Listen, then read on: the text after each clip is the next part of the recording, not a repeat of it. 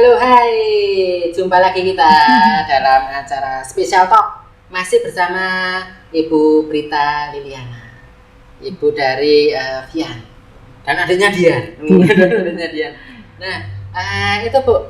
Sekarang kan Vian umurnya 18 tahun. Betul. Dan passionnya itu saya lihat cukup stabil gitu.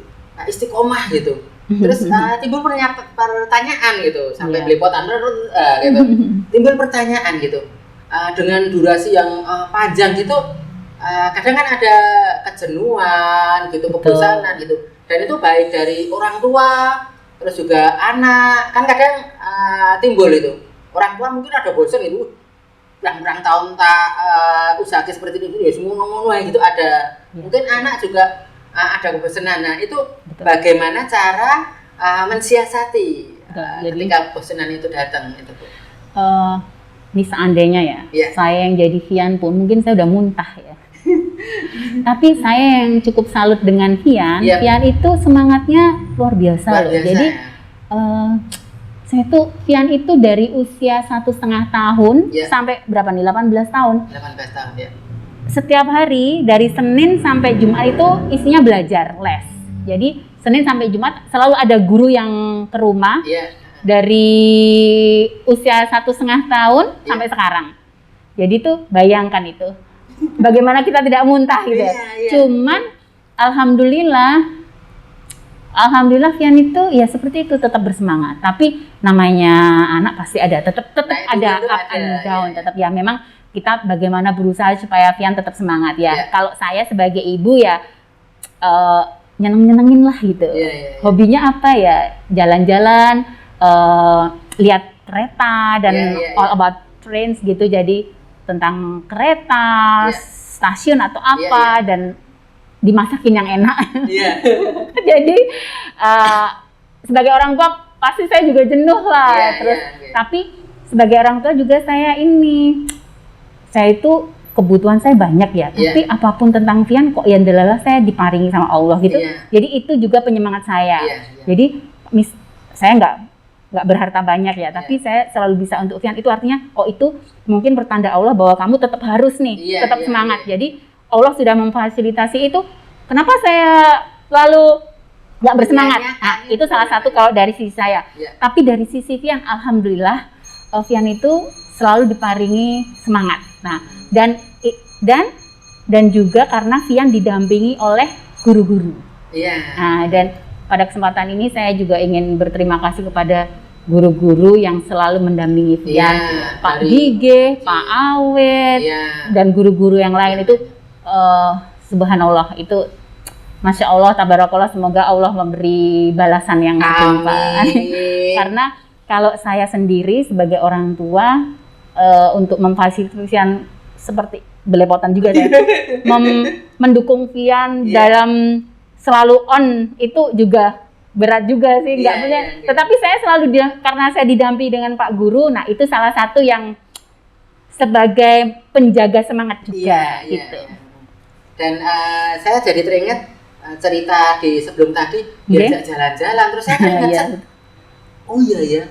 ini terkait dengan penerimaan tadi. Nah, karena Mama Vian sudah penerimaannya alhamdulillah sudah bagus sehingga nggak malu untuk ngajak Vian jalan-jalan. Jadi sementara ada orang yang lain gitu kadang malu ngajak anaknya itu jalan-jalan gitu. Jadi rasa malu itu udah hilang semenjak saya udah nggak punya malu, udah nggak punya bebal lah istilahnya.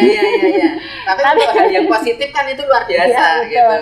Jadi saya memang nggak punya rasa malu, tapi kalau demi anak nggak masalah lah gitu. Nah, itu untuk para orang tua yang lainnya juga dan bahkan untuk umum pun itu ketika kita melakukan hal baik nggak usah malu gitu loh.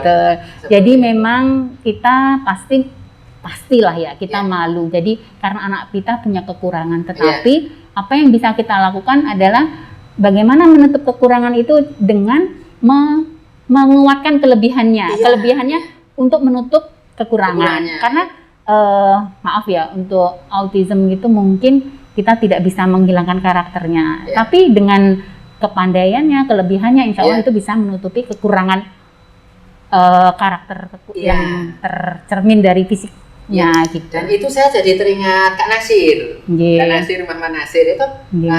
kepada anak-anak yang spesial itu, dan sebenarnya sesuatu yang berkaitan dengan anak spesial itu bisa diterapkan kepada umum. Betul, karena setiap orang itu kita berkebutuhan. Iya, sebenarnya Masing-masing kita kita semua itu semua berkebutuhan. khusus. Itu Betul. pasti. Cuma karena sudah menjadi umum jadi nggak khusus lagi gitu. Iya. Misalnya kita tuh berkebutuhan khusus, butuh apa? Butuh uang. Nah itu semua orang nggak butuh gitu loh. Nah itu saya ingat Kak Nasir bilang. Nggih, halo Kak Nasir. Kak Nasir. Nah jadi Kak Nasir itu yang saya ingat itu, lihatlah anak itu kelebihannya. Betul. Dan dilihat, dipupuk gitu. Misalnya dia akan berkembang sehingga kekurangannya itu akan tertutupi. Seperti itu. Seorang Mike Tyson dia nggak bisa nyuling, nggak ada yang marahin gitu. Karena dia jago tinju.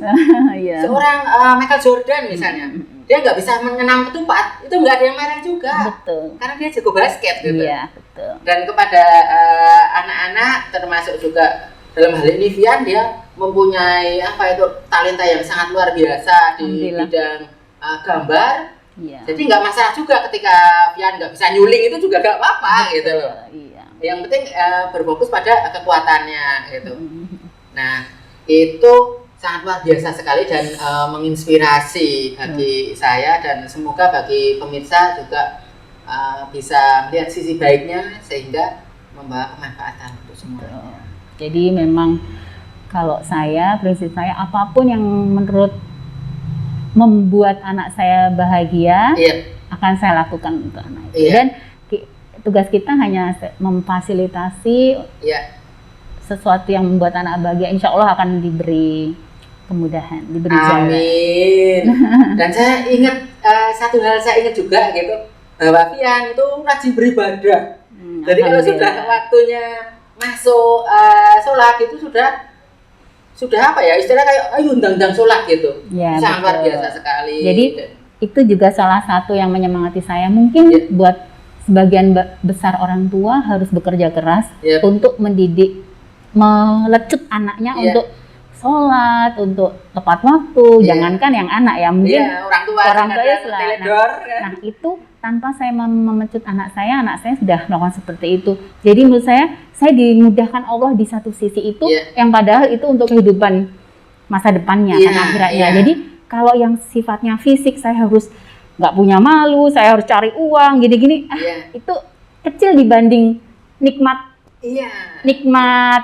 spiritual yang diberikan untuk anak saya. Saya jadi keinget lagi-lagi di Al-Quran kayaknya. Ketika kita bersyukur itu akan ditambah. Insya Allah. Ketika mengeluh misalnya, gitu loh. Iya, tapi itu memang manusiawi ya, kita mengeluh manusiawi. Kalau nggak gitu, ini manusia apa bukan ya? Gitu. Betul. Seperti itu, sangat luar biasa sekali. Dari dari usia playgroup sampai sekarang Vian tetap semangat berkarya dalam bidang gambar gitu. Nah, itu nanti kita kan muter karena karya Vian memang luar biasa banyak sekali.